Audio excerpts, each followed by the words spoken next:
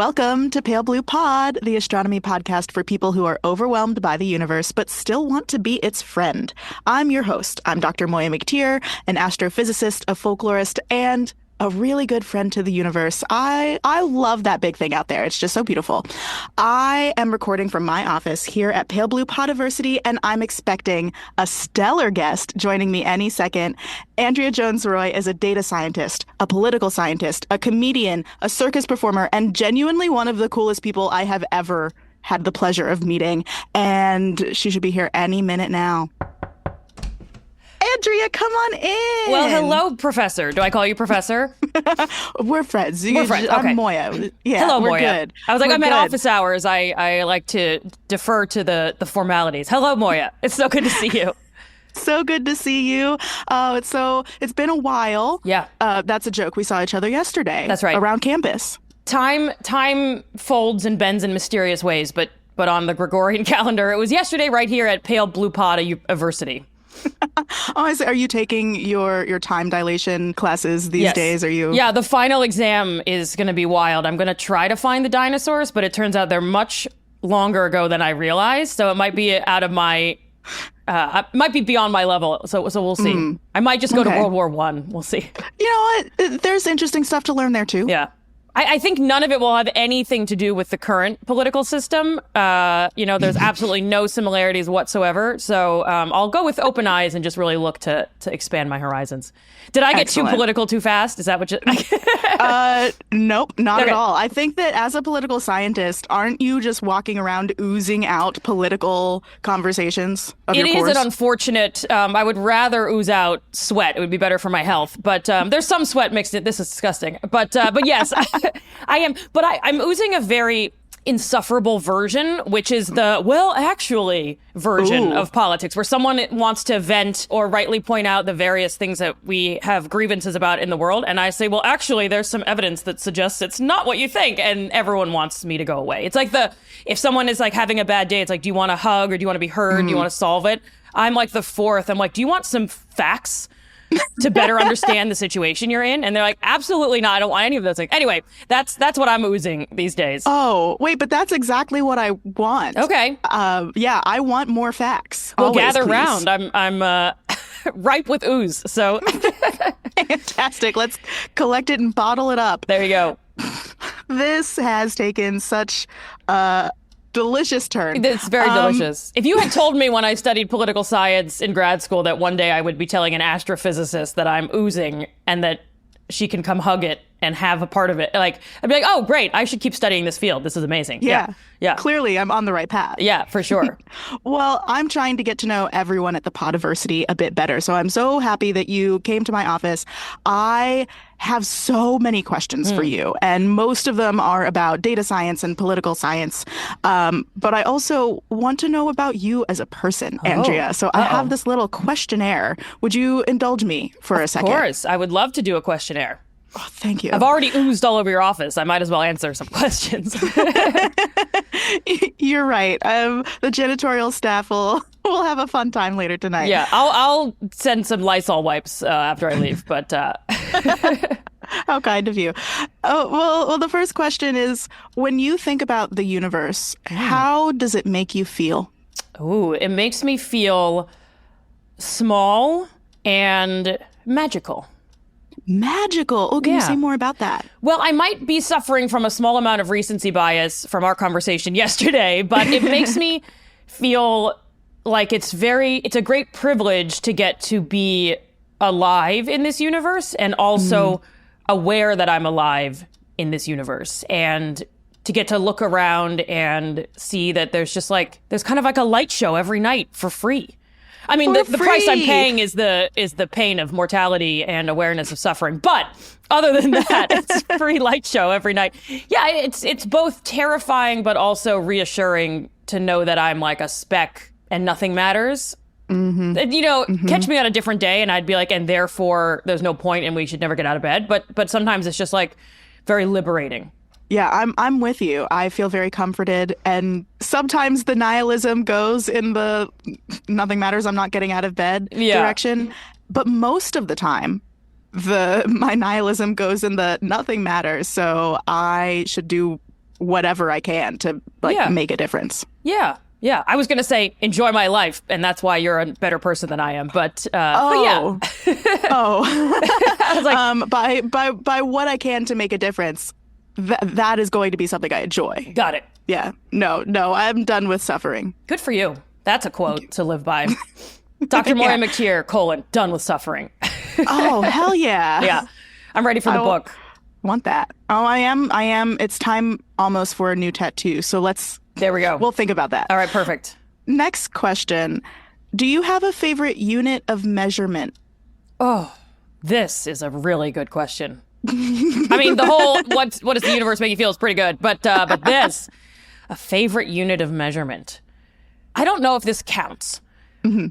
And I once got in a big argument with a student about it, and the student may have been right. But it's less unit of measurement like inch, centimeter. Obviously, the metric is superior. But what came to mind when you said this was in data science / any work with data, you have like a unit of analysis, which is like, what's the thing that I'm studying? And how am I dividing the data set up into rows to measure that thing? So my unit of analysis in a survey of American public opinion would be individual people living in this country, right? Or my unit of analysis of like, are dogs enjoying themselves in a dog park would be dogs. But it gets really tricky when you're like, are schools in this area leading to better educational outcomes? It's like, well, is the unit of analysis the schools? Is it the classrooms? Is it the students? Is it the subject that's being learned? And deciding what that unit of analysis is will have great implications for the way that you study the thing that you're interested in. It will also create some limitations that could be very helpful to kind of focus, but it could also, you could get halfway through the study and be like, oh, the unit of analysis should have been school districts. Oh, that's Christ. so like fascinating. I had to rethink it. So I don't know if that counts. That counts. It's sort of like figuring out how to divide things up before you even measure them is my favorite unit of measurement. Ooh, yeah. That gets at a point that I'm sure we're going to discuss later, which is in data science, often like the question that you ask at the beginning or the work that you do before the experiment is as important as the experiment itself. Totally. If not more important, I would say. Yeah. Oh, amazing. Can't wait to get to that. Okay. Now I have a less kind of sciencey question for you. Okay. I'll allow it. Okay. Andrea, do you think your sun zodiac sign fits your personality? Oh, 1,000%. And I realize I have to give away my science credentials by agreeing with this, but 100%. It's the biggest, I was going to say inconsistency in like my overall pro-science attitude is that I feel like my astrological sign is so dead on that I just cannot ignore. So I'm a Leo, and Leos like to yammer and be the center of attention and blah, blah, blah. And it's one of the few things in my life that I've read, and I've been like, I feel really seen. And it's really troubling. Like if they had rolled out and been like, you're a Virgo, I don't know what. Like I'm so Leo that I don't even know what the other signs are about.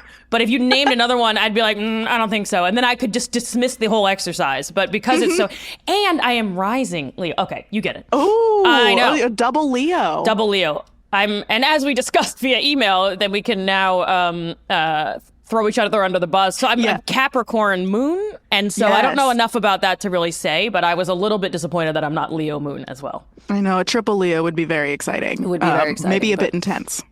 Maybe the Capricorn thing is what's keeping me reined in. I have never heard anyone say that Capricorns bring a mellow energy to the mix. What's the deal with Capricorns? Yeah, we're from what I have heard and what seems to resonate with me is that we are very ambitious. We're very much about our careers and our like money and success in that way.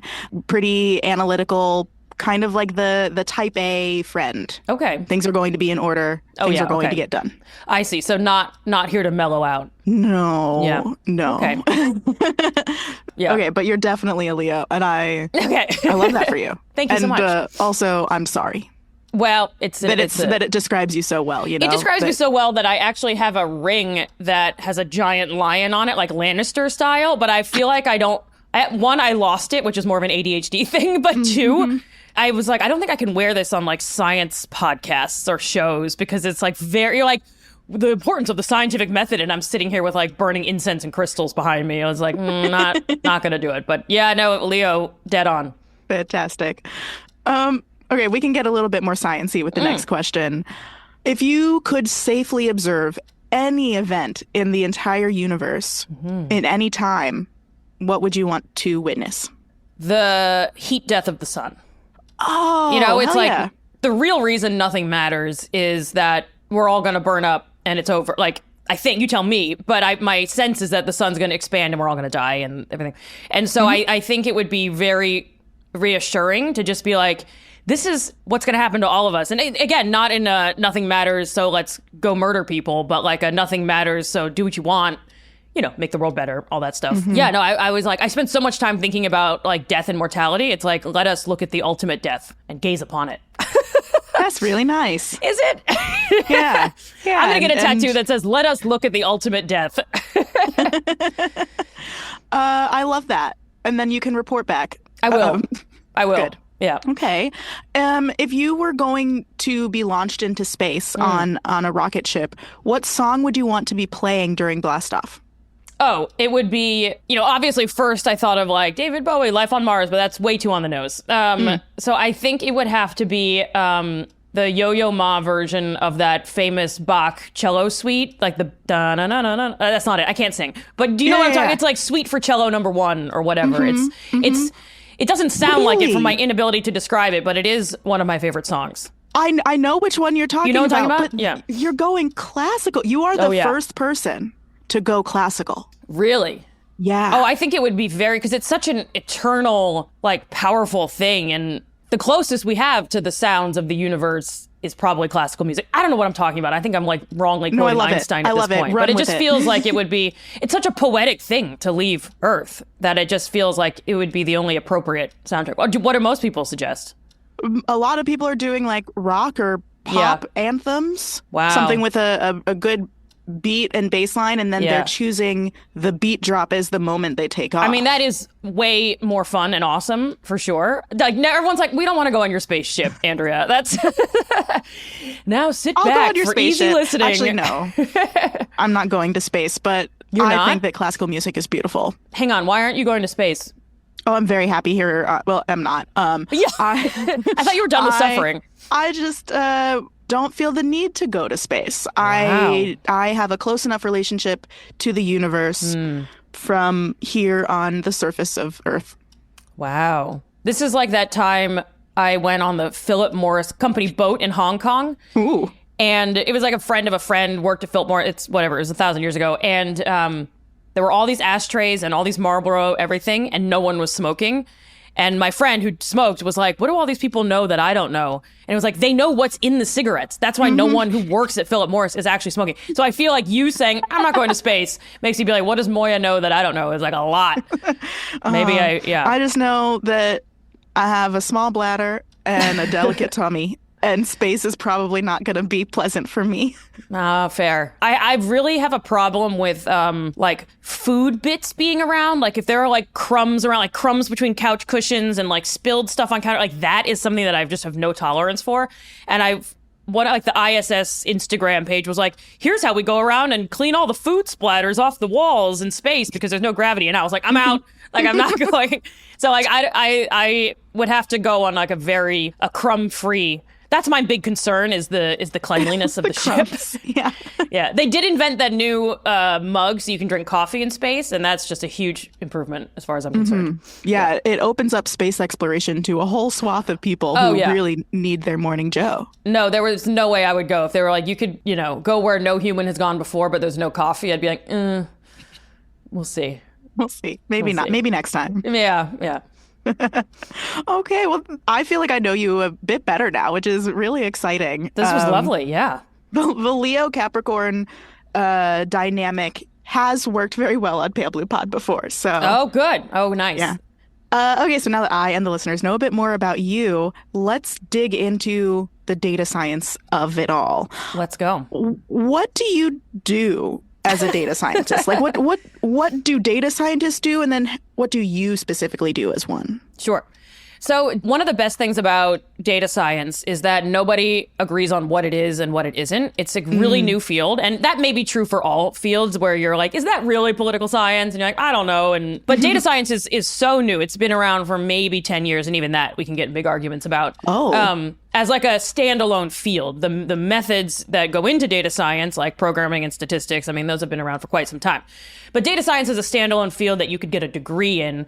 When I taught it at NYU, we started the undergraduate major in data science in 2019. So it's really that new. The graduate program had been around for longer. But so all of that is to say is that my definition of data science and what I tell my students is better understanding the world and the universe through science and data, which is one of the worst definitions in the world because it includes both the words of the term in the definition. And so that's why I can't get hired by Merriam-Webster. It's really all about saying there's things we care about in the world or things we would like to do in the world or better understand. How can I use data in a clever, new, thoughtful way? And again, that sounds a lot like a lot of science, if not all science. The distinction with data science typically, and this is where people start to really fight, is we're usually using computational methods to find out new ways to learn things from data and or collect data in new novel ways with the aid of a computer. Both sides of it, the collection and the analysis. That's right. With a computer that regular old humans couldn't do. So we use techniques like machine learning and we build different sorts of algorithms and even something that was relatively new not that long ago, like screen scraping. Like I'm going to build a crawler that's going to like roll through the entire internet and pull a whole bunch of text down. That's generally considered to be a tool in data science because we're basically using a computer to help us figure out new ways to get data, in this case, text from what humans have put on the internet. And so it's a mix of programming, statistics, and subject matter expertise that specifically tries to use data in new and novel, computationally intensive ways. Okay, so data science is the set of Venn diagrams that you can make between computer science and some other discipline. So you could do it with political science, you could do it with astrophysics, you could do it with chemistry, everything. It's close. I would say it's a three-way Venn diagram, and this is not my original idea. It's someone named Drew Conway, and it's, I think, fantastic, where it's computer science, some subject, so psychology, business, whatever, and then there's a third one that's like math and statistics. And so that's the one that I find to be the most beautiful and the simplest. But if you look online, and I have slides somewhere, I can post them somewhere, where it's like there's a billion that like, well, how does this fit with artificial intelligence and machine learning and even cognitive psychology, because we're learning, and there's so many like 10-part Venn diagrams or like eggs with 6 yolks that are like, robotics fits in there somehow and data engineering. So there's a million different permutations of all of this, but the three-way Venn diagram is the one I think is the simplest, where it's like you do need to be able to program, you do need to know some statistics, but most people think that it's mostly just that, including my students. And I also do a lot of work with companies who are like, we need more data science, so let's hire more programmers. It's like, bro, you need, and they're almost always bros, you need someone with subject matter expertise, because as you were saying at the start of our conversation, you can have all the data you want, but if you don't know how to ask good questions or have a way of understanding what the limitations of the data are or apply the data to the reality that you're trying to understand. If you don't understand the community that you've got data from, you're going to apply that data in all kinds of wonky ways that's not going to be very useful. Oh, interesting. So how do you apply these data methods? What do you focus on? So I came to data science through political science, and that is of great disappointment to most of my students because political science sounds a lot less technical than data science, and it sounds like I'm going to just argue with you about, the nature of morality and war and peace and things like that. And believe me, I would love to do that. That's in your off time. That's in my off time. I don't get invited to parties anymore. Data science didn't exist as a field when I was in graduate school.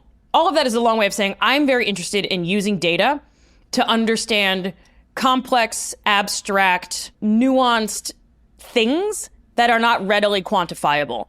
And so coming up through political science, I actually was not a quantitative person at all. And I did go to my PhD program in political science thinking I would write sweeping essays about the inevitability of war given blah, blah, blah, blah, blah. And one day I'll write that essay, but I showed up and they were like, okay, we're doing statistics. And I was like, what? Why? And so it was a very quantitative program. And it was all about, if I want to better understand what makes a democracy healthy or even that is a normative question, are democratic regimes better for its citizens? And well, you have to say, what does it mean to say democracy? What does it mean to say better for its citizens? How would you? So you have to start to turn these really lofty ideas like democracy or trust in government or, political engagement, all these things that we really care about, turn it into numbers, and then do cool analyses with those numbers, and maybe we use some data science technique and all of that, and then extrapolate it back and say, okay, we do think democracy is rising around the world, or we do think it's falling in these other parts. But you have to always do this dance between the subject matter expertise of what,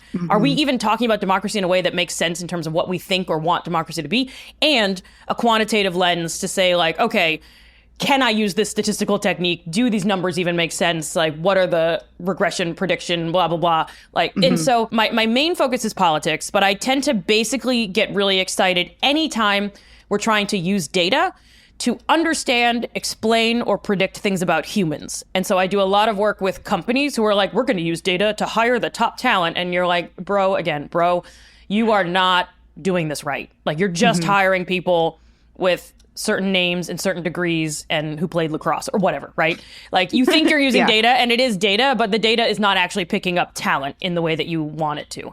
And so, so I do a lot of work basically around the stage of saying, here's something we care about. How do I turn it into data in the first place? Which I think is often overlooked. We usually take a data set as given and then do cool stuff with it. But I think that pre-step, and that's where we really need people. So I spend a lot of my time talking to smart people who are experts in these things. I'm not an expert in hiring or recruiting or, community engagement or whatever, but I am an expert sort of at talking to those people and saying, let me help you think about how to turn that into a number that hopefully reflects the reality we're trying to understand. Because if you have data that you think reflects something like talent and it doesn't reflect that thing, it doesn't matter how many fancy statistics and how many lines of code you throw at it, you're still just optimizing over some other random thing, like what school they went to, as opposed to what skills they actually could bring to your workplace. Right. Yeah, I read a book recently about AI and like predictive AI, and there were a lot of examples of that in there where, AI is recognizing patterns, and we are not always clear or explicit about which patterns it's picking up, and we sometimes misassign that.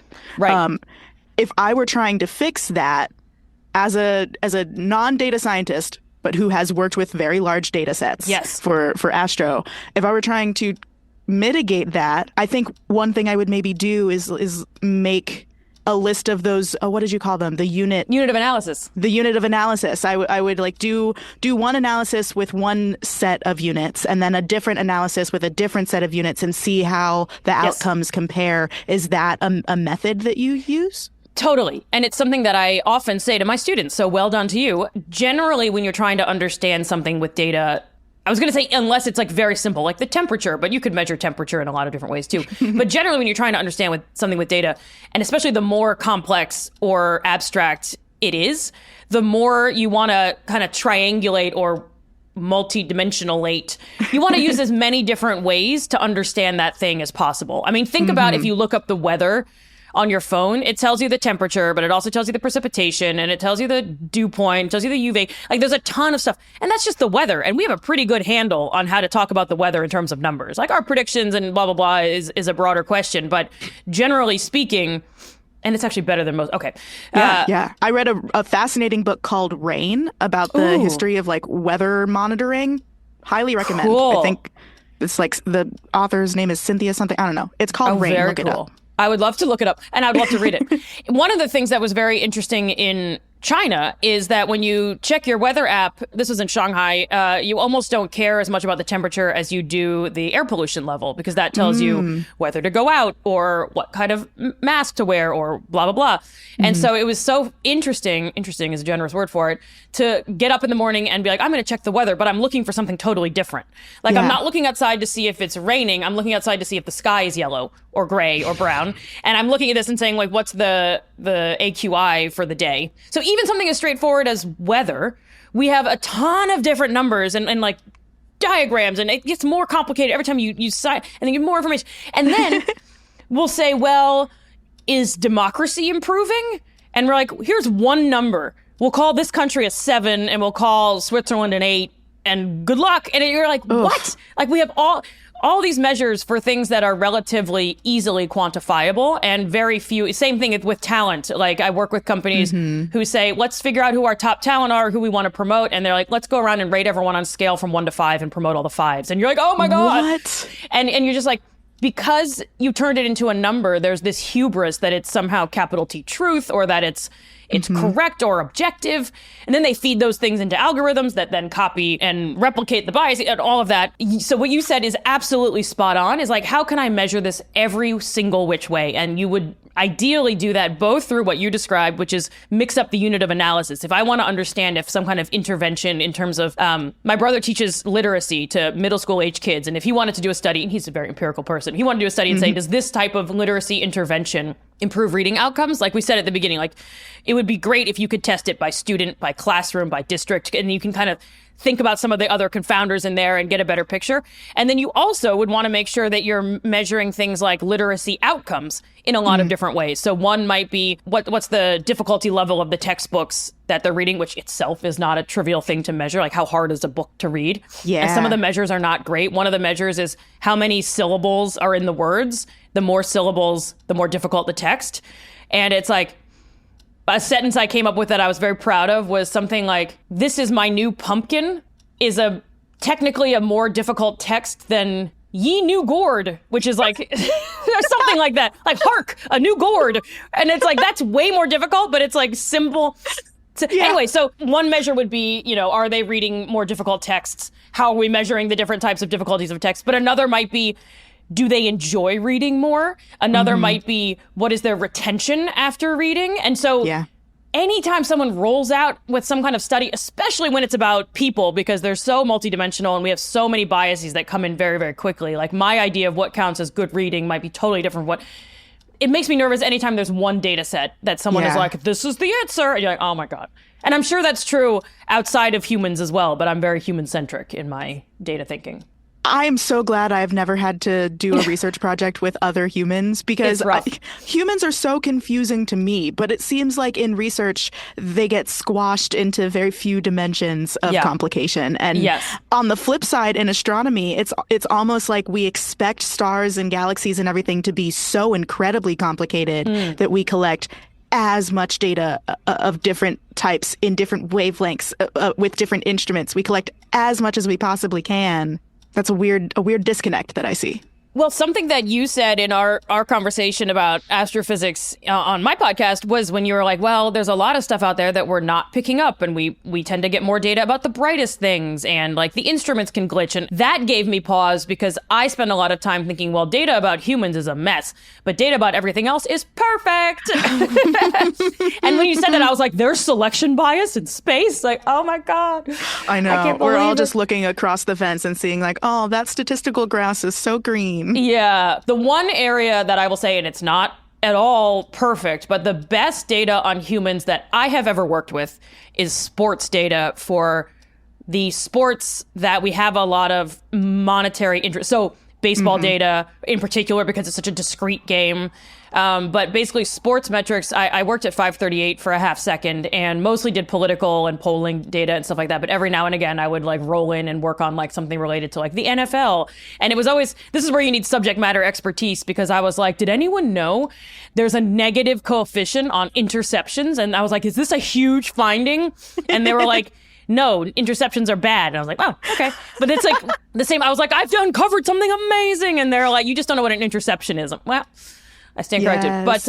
But sports data was quite good because it's much more standardized. Like in regular human data, like if you want to understand Congress, it's like even members of Congress are recorded in different ways, like with their middle initial. Everyone in Congress is like a third or a junior or a senior, and sometimes it's written and sometimes it's not. And so what should be one line of data, like Charles Darwin the third or whatever, is listed as Charles Darwin the third, and then Charles E. Darwin, and then Chuck Darwin, and then Sir Honorable Chuck, all those different things. Whereas sports data, they've figured it out, and it turns out if you throw a ton of money at something, your data gets better. Believe it or not. Who'da thunk? Who'da thunk? It's still messy, and frankly, they're not able to really measure some of the stuff that's more interesting, like someone's mental state during a game would be of great interest to me. We can only measure things like points. Boring. Yeah, you're right. That connection would be so fascinating. Yeah.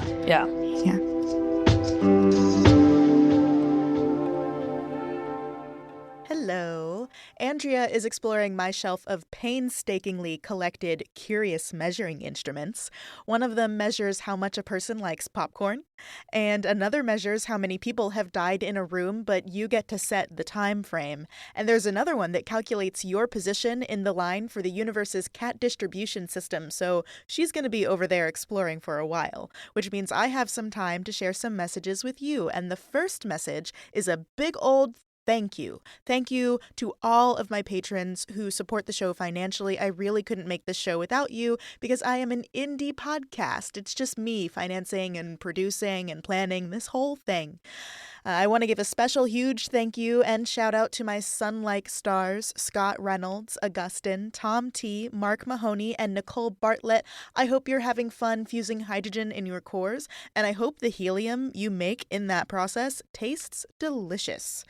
If you would like to join this awesome club of people and support an indie podcast on Patreon, then you'll be able to hear your name on the show and you would make it to my patron star chart and you'd get research notes for most episodes for $5 a month at patreon.com/palebluepod. Of course, if you can't support the show financially right now, I understand completely, and you're still space. I still love you very much. Actually, the best way to help the show grow isn't necessarily to financially support us, but to make sure more people hear Pale Blue Pod. That's how I can get more sponsors and more deals so that rich companies can pay me, and you don't have to keep the show going. So if you can make listening to Pale Blue Pod a friend group activity where a lot of people are listening to the show, that is super helpful. Next, I have a podcast recommendation for you. It's another show in the Multitude Network, and it's called Wow If True. Wow If True is your one-stop internet culture shop, explaining how what's happening online shapes the real world. And the hosts are the internet experts and real-life besties to unravel it all. One is tech culture journalist Amanda Silberling, and the other is science fiction author / attorney Isabel J. Kim Esquire. More importantly, they are the only podcast that will mention Neopets and horizontal mergers in the same episode, because they are asking and answering your burning questions about the internet, like who is Bigelows Dickolas and why are Silicon Valley bros biohacking their mouths. So if you are curious about any of this, check out Wow If True wherever on the internet you find your podcasts. New episodes come out every other Wednesday.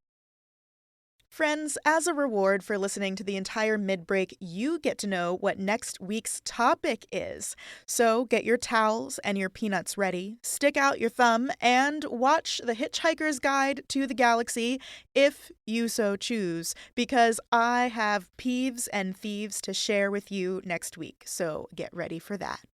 But Andrea is back. It looks like she's found one of those instruments. It's one that measures how much pain a plant is in. And honestly, I think I'd probably let her take that one home if she wants it. But I'll ask her that after we finish this conversation about data science.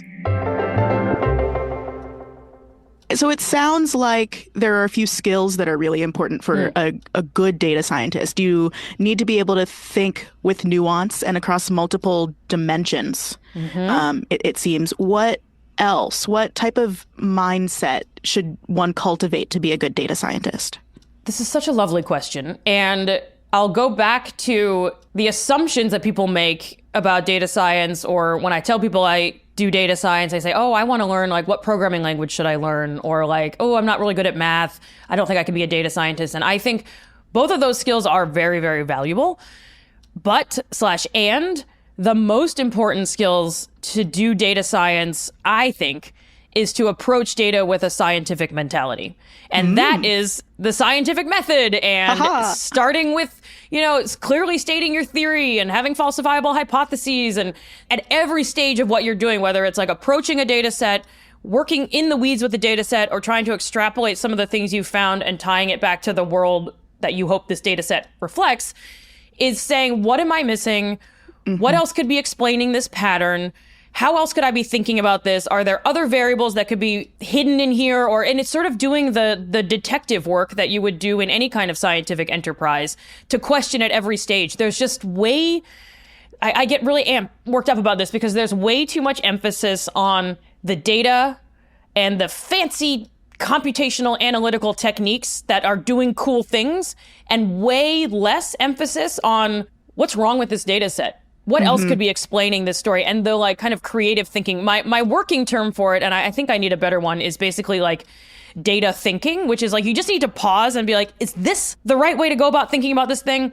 What else could be explaining this pattern? What am I missing? Where am I wrong? Like all the stuff that you'd see in good science, we somehow like think we get a pass if our data set is big enough and our models are fancy enough that we like somehow don't have to do that messy hard work. So the biggest skill is critical thinking and creativity and imagine how else could I understand this? What's another really clever way that I could better capture, say, the contributions someone is making as a new hire at my company, or whatever it is that you're interested in. I use that example a lot because most people have jobs, and so we can all kind of like live as opposed to us. But like, you know, to do the well, actually, and ruin everyone's fun. Like if we think about polarization in the United States, which is something else that there's a lot of really interesting data around, to say, is polarization in the United States getting worse or getting better? You can throw as many fancy metrics as you want at predicting polarization, understanding polarization, but first you have to define what you mean by polarization and think of clever ways to get it into data. And then it turns out that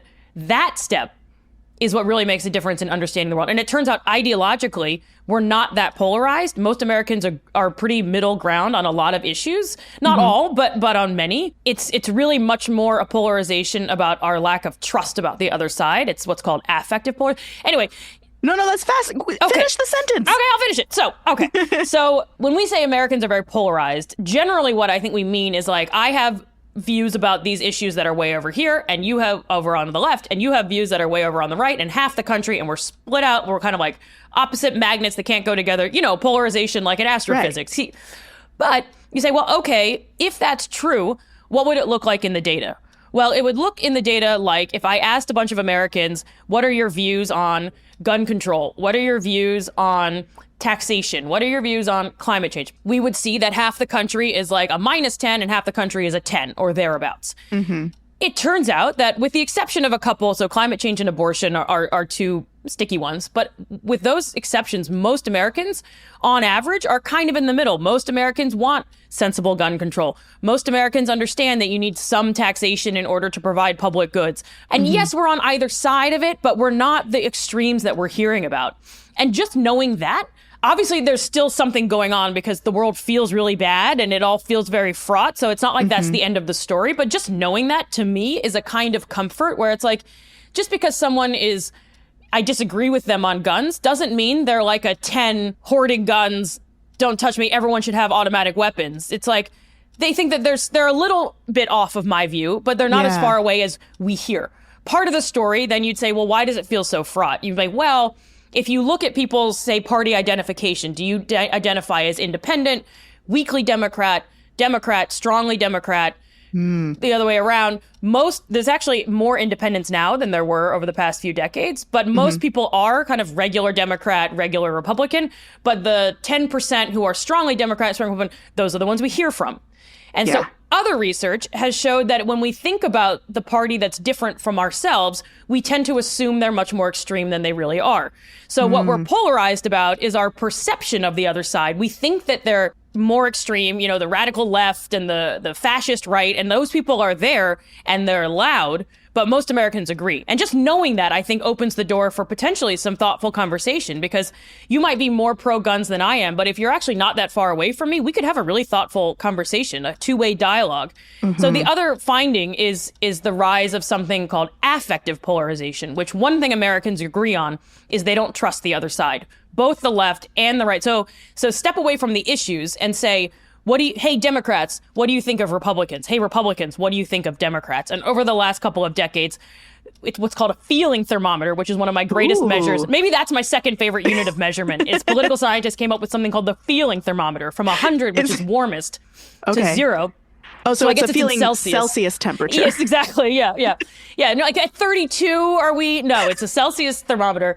You say, Democrats, what do you think of other Democrats? And we're in the 70s or 80s, and it's been pretty flat.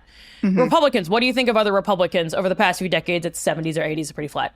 Democrats, what do you think of Republicans? And for the last several decades, just a plummet. It's at like 10 degrees now or 20 or something like that. Republicans, same thing. Both sides, and of course there are other political views besides these two big ones, but for simplification, and this is another bias, right, that we're just going to look at these two, and we could certainly talk about the others. Both sides say the other side can't be trusted, they're hypocritical, they're closed-minded. We're both saying that about each other. And so it's almost like and this is, I don't mean to trivialize it because it's really, people are suffering and it is really bad and dangerous things are happening as a result that are affecting lives as we speak. But it's almost like we need a couples counselor because it's like, we actually want the same thing. Most Americans want to live in a country where they can make enough money and support their families and be healthy. And even if you're like an anti-vaxxer or scared about climate change, at its core, we have a lot of the same values, which is we're just trying to be healthier. Anyway, so we hate each other. But all of that work, that's decades of research where political scientists have said it feels polarized. But if we are polarized, the hypothesis is Americans are more polarized. What would that look like in the data? And we've looked at a million different ways, and it's not partisan identity. It's not really policy apart from a couple. And for the most part, we agree on all these things. No one trusts the government. We have a lot in common. And it's much more about our attitudes towards the other side than our policy differences. There's one more piece, if I'm not boring you to death, that I am riveted, Andrea. Okay. All right. So, and none of this is my work, by the way. I'm just a fan. But it was early on in grad school, this was where I kind of caught the bug about the importance or the value of thoughtful quantification. Is I rolled into grad school in 2004. Bush was about to be elected, and my first election I ever voted in was the Gore one. And so my first, it's just been downhill ever since. I voted in an election and then 9/11. It was just not a good introduction to politics. And so I roll into grad school in the early 2000s being we're very polarized and it's all very angry. And at that time, we hadn't figured out this affective polarization. And so we were just I don't know. It's like when you go to the doctor and you're I feel horrible. And you're every test we have says that you're fine. And at the time, political science, all the research we had was we don't seem polarized. Leadership, yes, we could identify that in Congress pretty early on. But for regular people, and that's kind of the same thing as medicine, where you're that doesn't mean you're well. It just means we don't have a test. It's like when we all started going to the doctor before we identified COVID. And it was I guess it's just kind of a flu. I don't know, because we just didn't have the metrics. And so you have to kind of keep digging until they struck this nerve around it's our attitudes about the other side, not our policy position. Okay. But another piece of it that happened in the middle was someone named Morris Fiorina at Stanford, who observed that back in the day, there used to be people who had some liberal views. And again, this is an oversimplification, but if you're doing it on a line, people used to have some liberal views on some things and conservative views on other things. So I might be liberal on guns and abortion, but conservative on taxes, or vice versa. Right. The fiscal versus, Yeah, exactly. And if you split politics into two dimensions, of course, it's infinite dimensions. But you split it into two where you're kind of social, fiscal, that's exactly it. And what that meant was that if you're looking at politics in two dimensions and it's like a scatter plot, there are people who I disagree with you on guns, but we agree on taxes. So we could sit together at a dinner party or whatever, or chat across over the bushes as neighbors in this suburban dystopia that I'm imagining and say and agree with each other on the taxes piece. And then because we agree on a couple of things, we could also have a potentially thoughtful discussion about guns, or I could at least see, you're on the other side as far as guns, but you're not that far. And we have a lot more in common. And Morris Fiorina observed something called party sorting, which is that it's not that we're further apart. My neighbor is not more extreme on guns than he used to be. It's that he's lined up with the rest of the Republican Party, or I've lined up with the rest of the Democrats, where I'm now liberal. If I'm liberal on one thing, you can, with very high accuracy, predict that I'm going to be liberal on everything else. Maybe not how liberal, there's obviously some splintering the Democratic Party about how far left, whatever. But generally speaking, there's very few people out there who are liberal on some things and conservative on others. We've sorted. So we're kind of we're not more extreme, but it is true that there is this divide. Even if I'm a 4 and you're a 6, if 5 is a totally middle ground person, we have no points of connection. So I have no point where we can like talk over the fence and be like, how about that climate policy? Like, because there's nothing.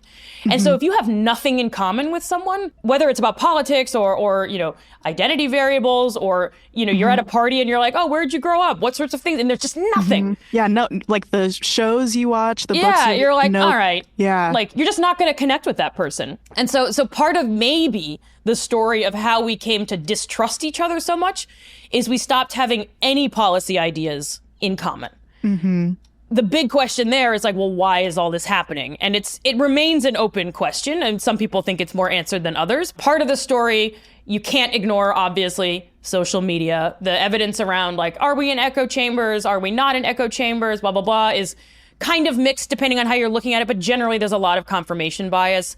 Social media is changing so rapidly that it's really hard to say. Like, the way that we all got news from our friends on Facebook 10 years ago is very different from how we get news through like the TikTok algorithm from strangers. The rise of misinformation. So it's kind of hard to kind of keep track of that. Something that I think is interesting is some scientists are supposing that politics have become a much more salient aspect of our identity than it used to be. So back in the day, I was a neighbor and a farmer and a wife. I don't know why I'm in this like trad wife mentality, but I am. Or like you went to the suburbs and, you know, you fell in love, Andrea. It's okay. Yeah. And I just want to raise 2.5 kids or whatever. And and don't touch my picket fence. So, you know, I used to be like a mother or a father or a whatever community member first and a Democrat last. And now it's much more often the case that if you say, you know, how do you identify? It's like being a Democrat or being progressive or being liberal is a top part of our identity. And so when we see someone who has a different view, it's like a threat to our identity now in a way that it used to be like, oh, you like cauliflower and I don't. Yeah. It's not a core part of my identity. And no offense to people for whom cauliflower is a core part of their identity. So that's like, you're like, but why is that happening? Is it because we've sorted? Well, and they kind of get in this like chicken and egg situation. So it's like, we don't really know. The easy answer is to blame social media. And most political scientists I have talked to about it are skeptical that it's that simple. Yeah, it's almost never that simple. Almost never. Yeah. Anyway, that was a long rant. I forget why I don't remember, but it was useful. Great. And I think that we got there because we were talking about this data thinking. That's right. And how there are lots of different factors that you need to consider. And sometimes the data can look straightforward. That's right. But that's because you're not approaching it with the right question or by considering it holistically. Right. And it's like no amount of like really great data on like, well, maybe it's worth doing, but it's like, if I don't see a big difference in terms of Americans' views on gun policy, like it's just not that polarized, but it feels polarized. Like, why are we screaming at each other if we all are kind of close together in this ideological spectrum? So it's like the real innovation is looking at the problem in different ways, as opposed to throwing even more machine learning algorithms at it. Yeah. They have their uses for sure, but they have their uses. It's not a panacea. You can't just apply it to everything. Right. Are there any questions that you think aren't answered necessarily by data science, by big data sets? That's a good question. I do tend to sound a lot like an evangelist for data. Like, I give these talks sometimes and I'm like, tell me what's one question that keeps you up at night? And it'll be, you know, like climate change, or people will be like, is my daughter happy? And I'm like, perfect. And then I'll roll out and be like, we can use data to solve it. And everyone's like, yeah, okay. And it's like, but I think it's a fair question is what's the limitation? And I think that generally data is very good at telling us broad trends. And it's good for mapping sort of observationally. I get very nervous when we start to take that data and assume it will also explain the specific, like an individual observation in that data set or an individual person in that community. Or we let data lead the way. And I hate the phrase data-driven, for example, because if you're being data-driven, that's like driving through the rearview mirror only. Like, data is only a record of what's happened in the past. Oh, right? That's you could probably get around if you drove that way. Maybe not in New York, but you could get somewhere. But your data is always in the past. And so I'm thinking, for example, of like, I'm very skeptical of like Apple Watch, Fitbit, Oura Ring, like measuring all the things to like measure all of our life. How many steps am I taking? Blah, blah, blah. Like I think quantifying everything in your life, because we can't quantify what really matters, I think it can allow us to zoom in on the wrong things. So I took a dance class last week. I used to dance, and I hadn't in 1,000 years. And my friend was teaching this like cabaret jazz. I was like, this would be so fun. And we go, and I was like, I just want to like move, like you said, like move, be physical, blah, blah, blah. And at the beginning of the class, and I say this with love because this teacher is amazing. Her name is Andrea Duarte. She's amazing. She said, all right, everyone, if you're counting your steps, like press the button on your Apple Watch to like mark. I don't know why. I thought they were supposed to count automatically. But they're like, press the button to indicate you're starting a workout. And immediately I was just like, fine. If you're on a health journey, I'm not going to stop you from whatever you need to do. And whatever works for you, do whatever works for you. But I was just like, what? Like, I thought dancing was about like enjoying being alive and like exploring movement in new ways and getting out of the head and the laptop. And I mean, obviously do whatever you want. And lots of times turning something into data can help you better understand it, better clarify what you're trying to say, and like help you make discoveries. But I think at the same time, an over-reliance on data can suck the magic out of what you're doing. Yeah. Like I don't count, and this is coming from a place of great privilege, but like counting calories and fat, like just because you can quantify it doesn't mean that you should. And so I think that there's so many things that are interesting and important that I wish we could thoughtfully quantify, like, does movement make me feel better? Or am I eating in a way that supports me feeling my best? Or like, am I enjoying my relationship with food? Like, there's so many things that are important that are very hard to quantify. And I wish we would think about those things. But instead, we tend to over-index and over-focus on the things that are easy to quantify, like how many servings of whatever did I have? How much do I weigh? How many steps did I take? And you're just like, that's not important. It could be. It could be. For many people, medically, it could be important. But it might not be for many of us. And there's an assumption that just because we can measure it, we should pay attention to it. And I think that kind of like data hubris, that I'm going to just take more steps because my Apple Watch told me to take more steps. It's like, listen to your body. And like, I feel like I almost sound like an anti-vaxxer in this context, but No. There's a huge gap between listen to what your body needs. Yeah, you're good. Like, I guess the summary of this, and I'm just really rambling, but it's such a good question, is like, just because you don't have data on something doesn't mean it's not important. And just because you do have data on something doesn't mean it's important. Yes. Especially these days when there's a push to quantify, to gamify, to maximize, to like min-max everything. Yeah, no, we can't. No, that's not what we're doing. A really good example of this comes from Steve Novella from The Skeptic's Guide to the Universe. I interviewed him on my podcast about medical data. I was like, how do doctors make sense of a patient shows up in your office? What data are you collecting in real time to try to understand what's going on? And obviously there's biases and problems and blah, blah, blah. But he was like, one thing that we are thinking about in medicine is that also too much data can be distracting from the actual situation that's going on. So it's like, just because you can measure someone's blood sugar doesn't mean every time they show up you need to do it, because they're there to talk about, but it could be, so it's not obvious, right? But the example he gave that I thought was so great is that he was like, during deliveries of babies, doctors for a while were like, oh, we can measure fetal heart rate. So the heart rate of the baby. And they started to do it, and then it led to all these problems because the fetal heart rate would go down, or it would get weak, or it would be, and they would kind of panic, and then they would do a C-section, and because it's all dangerous. Well, it turns out later on, everyone realized that fetal heart rates, it's normal for them to vary during the birth process because a lot of wild stuff is going on, technical term. And so it turned out it actually didn't matter for the health of the baby. And so if you stop monitoring that, you actually have a much more successful birth, and much less panic and less like major abdominal surgery that's actually unnecessary if you just don't look at that, because it actually doesn't matter. And that was, I thought, such a good example of exactly this, which is like, we have so many numbers just in front of us. You know, another one in my life is like, you post something on social media and the algorithm is like, you got this many views, you got this many clicks, watch the view amount go and then plummet as you start to say actually. And it's like, I can see why that would be helpful for some people. But what I am trying to do is just get comfortable sharing some thoughts that I think are interesting. And if I over fixate on what's working, I'm going to start generating a bunch of clickbait and not do what I'm trying to do. Anyway, that's so valid. I was just talking to a group of mostly college students a couple days ago about making a career as a freelancer, and one of them asked the question about how to decide what audience you're targeting your work towards. And I was like, I know that's really common advice, but I don't believe in that advice, because if you are so fixated on the audience, you're not making something that's authentic to you. Right.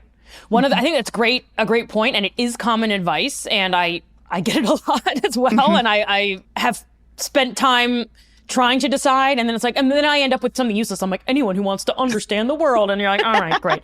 One of the things that influencers or whoever, like if I follow someone who I think is interesting, and not, a makeup artist who I think does cool stuff, and I don't know anything about makeup, but I like to follow. The minute they come on and they say, hey, what kind of content do you all want? I'm like, I'm out. I don't want you to give me what you think I want. I'm here because I think you have a cool vision for how we can manipulate how we show up in the world, and I want you to keep doing that. And I know that's not true for everyone. It's the same thing like you go to a yoga class, like anything special you want to work on? I'm like, no, you're the teacher. Like, you tell me. And again, sometimes that's helpful and there are different contexts, so it's not a blanket rule, but over-indexing to the audience is a great way to just, I think, patronize everybody and not... Like, what if Carl Sagan was like, what do you all want to hear about? I was like, bro... I specifically want you to tell me what... Yeah. Okay. I want to do a little, thought experiment, a little data collection exercise. Oh. If you could wave a magic wand and have your ideal data set, what would it be and what would you do with it? This is going to go completely against everything I said about, just because you have data doesn't mean you need to use it. Don't quantify everything. But I would love, and I have tried to find, a data set on the meaning of life.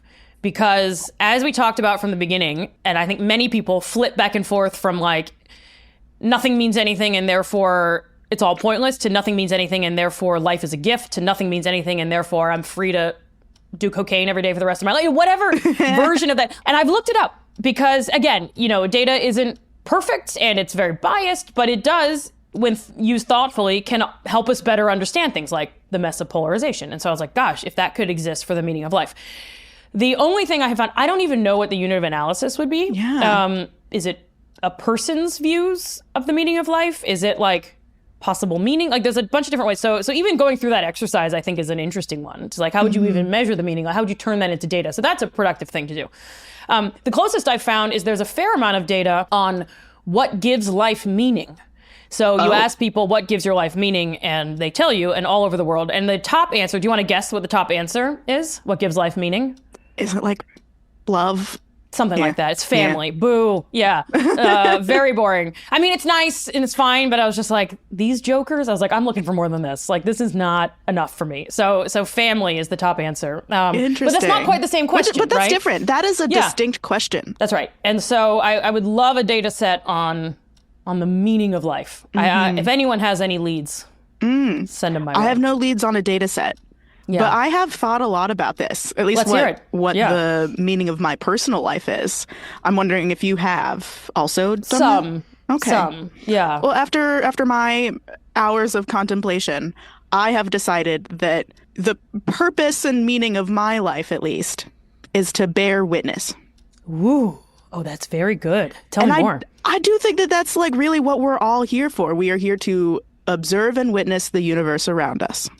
Just take in the information. Otherwise, why can we perceive when so many things, as far as we know, cannot perceive? Right. Oh, I like that. Perceive as in consciousness and what's the word I'm looking for? Self-awareness. Sentience. That's the word I'm looking for. Yeah. Because what you do with that information is completely up to you, but I think that it is incumbent upon us to see the world around us. We all want to feel seen. Yeah. And the universe does too. Oh, the universe is rapidly becoming my friend.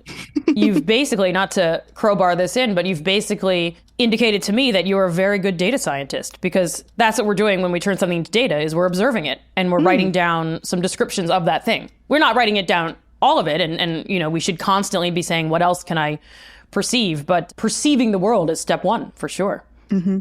Yeah, that's good. Yay. Before we have to go, I have to do some grading, unfortunately. Sure. But I'm wondering if you have any ideas for how people can better practice data science in their everyday lives, aside from being curious and asking questions. definitely, being curious, asking questions is step one. I think from a practical perspective, a wish that I have for the world, and this is a very privileged wish. I mean, okay, my wish for the world is that everyone has like enough to eat and they're warm and they have love, all and health. Mm-hmm, all that good stuff. And then this is the hierarchy of needs. I have a new hierarchy of need, which is you feel comfortable accessing, like finding a data set online, or you read an article that's like, this is going up or the world is falling apart. If it's like the New York Times or whatever, it's like normally if there's a chart, they have a source for the data. You can click on the source and maybe it's the World Bank and blah, blah, blah. And my dream is that you feel comfortable downloading that data, whether it's like an Excel or CSV file, opening it on your computer, looking at the documentation about that data, because if a data set doesn't have documentation, do not use that data. So the documentation being like, this is what each variable is, this is how it was collected, this is how we measured it, blah, blah, blah. Mm-hmm. Look at the data and understand what the unit, like the rows, the units of analysis, the variables, the descriptions of each unit. Read the documentation and evaluate for yourself, just like you would read a novel and then kind of like critique it with your friends, or you watch Severance and you unpack the latest episode. Like you do the exact same thing with a data set. Like, oh, wow, they scored democracy on a scale of -10 to 10.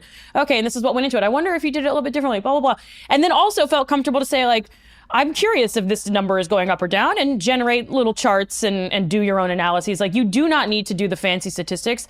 We would learn so much more about the world if everyone felt comfortable doing very basic statistics. I'm thinking mean, median, maybe standard even deviance, just like right? Seeing a correlation. Yeah.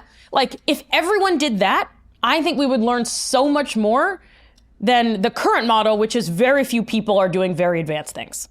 I think that would be huge for like collective intelligence and like worldwide discovery. And so if you want to be a data scientist, start with curiosity and questions, and then don't be shy about literally finding a data set, downloading it, and mucking around. It's local on your computer. You can do whatever you want. Yeah. I have often recommended the NASA Exoplanet Archive as a good introductory data set, especially if you're interested in planets and you want to see different patterns between like how big can a planet get versus how far away it is from its star. Very cool. Are there any human data sets that you know of, if in case people want to play around with that? Yes. Well, the best data set I just found out is no longer available. And I have it if you want to reach out to me and I can send it to you. But it's the World Happiness Report, and it's an effort every year to measure happiness around the world. And obviously an imperfect exercise, but I always used to do it with my students, where you can download it and say, like, here's the average happiness for Afghanistan in 2017, Afghanistan in 2018, Albania in 2020, all of these, and track trends. And there were a couple of other variables, like, so level of democracy, level of corruption, level of social support, GDP per capita, life expectancy, and sort of see how these things go together. So I'll send you that data set. It's very clean. It's very well organized. It's a great starting point. You have to buy it now through institutional. Boo. Okay. That is boo. So email me for that one. Or if you go to a website called voteview.com, and that is a website where you can download, when we were talking about polarization, we talked about polarization among people. There's a lot of better data about polarization among our leaders, so senators, members of Congress. And voteview.com is a website that has a publicly available data set about the ideology scores of members of Congress. So again, it's imperfect, but on a scale from -1, which I think is the most liberal, to 1, which is the most conservative. And that's just because it's left-right, not because minus means anything in particular. Cool. You can track every Congress in history based on how our representatives voted on different roll call votes to see how far left and how far right they are. And you can look up your current member of Congress, you can look up the current Congress, and you can actually see the ideological polarization. And you can do it on the 2 dimensions like we talked about. And it's a pretty easy to navigate website. So voteview.com. And then if you really want to go wild, I have 2 more. Yay. One is called VDem, It's Varieties of Democracy, and it's one of the best efforts out there to measure the health of democracy around the world.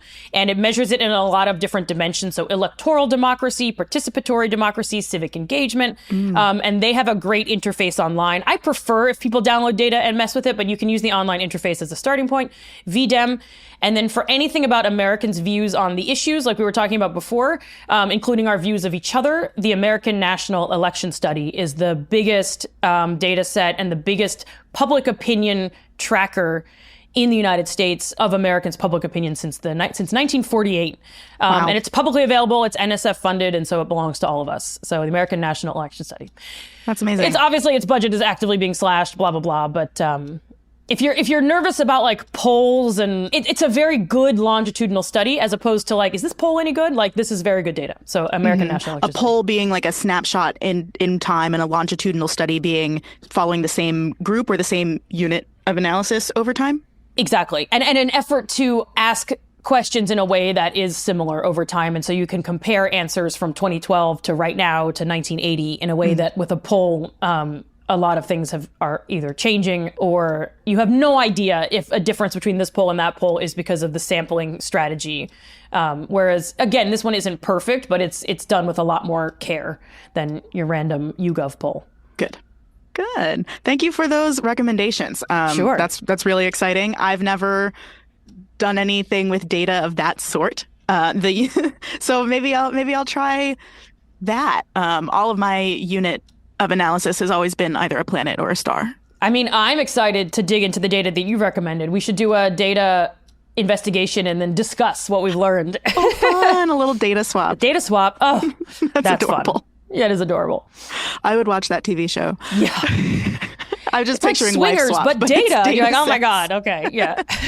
Oh, amazing. I've had such a lovely time chatting with you. Thanks for visiting my office. Can you brag about yourself for a little bit? Tell us what you're working on and where people can find you online. I would love to do that as a Leo sun and rising, and a career-focused Capricorn. I host a podcast called Behind the Data, where I talk to people who use, the various data sets I've talked about and other data sets like planets and stars. Talk about the stories of where this data comes from, how we can use it, how it helps us better understand the world, what the limitations are. And you can find that at behindthedatashow.com. And all my goings on and yammerings about data are at Jones-Rooy, JONESROOY on Instagram, and jonesrooy.com. Woo. Those Yay. links are in the show notes, listeners, so you can follow those to follow Andrea, which would be just a wise decision, because I've learned things from your videos about the world going on. So, yeah, I'm really glad that you're out there doing your work. Oh, that's nice to hear, because it feels a lot like just yelling at my computer. You know what I mean?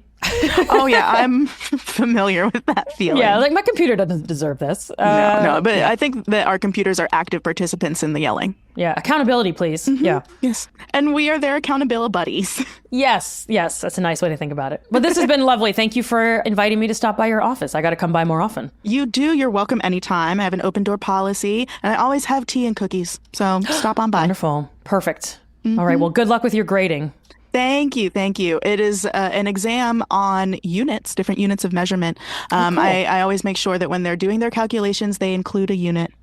Yeah. But listeners, no matter what your favorite unit is, you're still space.